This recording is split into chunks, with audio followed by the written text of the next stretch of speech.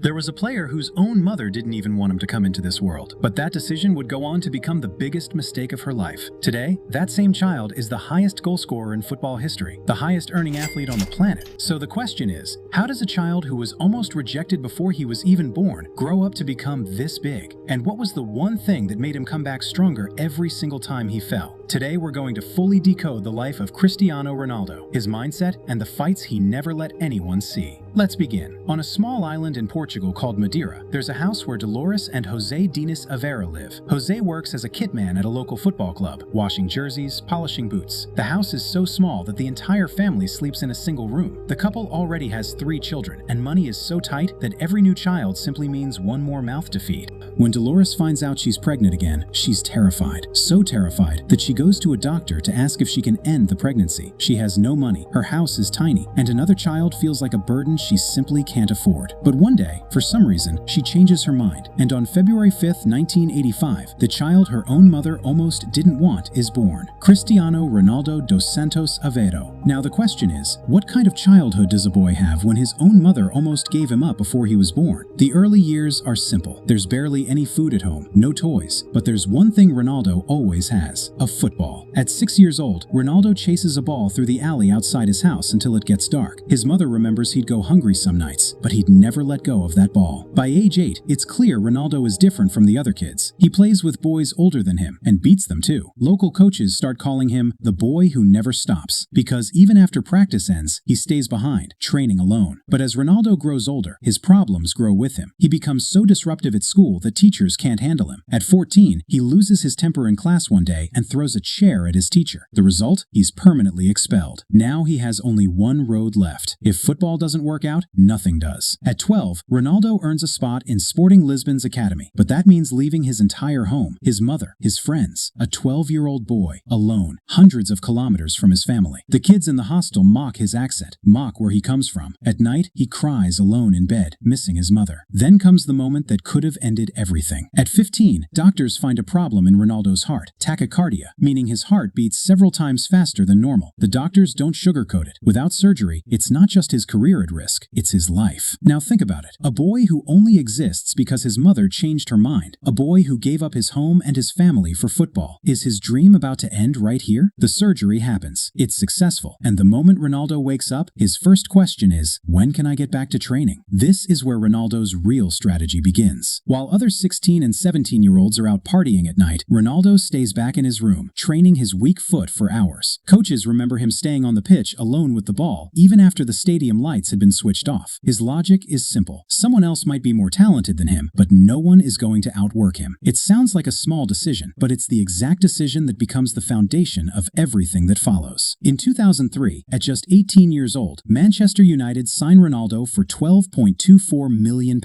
a record fee for a teenager at the time. But early on, nothing comes easy. Ronaldo is seen as a flashy winger who's all tricks and no end product. Fans start calling him selfish. Here's the problem. If he doesn't change his game, he might not survive at the top level at all. Sir Alex Ferguson pulls him aside and tells him straight, if you stay just an entertainer, you'll never become world class. It's another wake-up call for Ronaldo. Ronaldo doubles down on training. In the 2007 to 2008 season, he scores 42 goals and wins his first Ballon d'Or. In 2009, Real Madrid signed him for a world record fee, €94 million.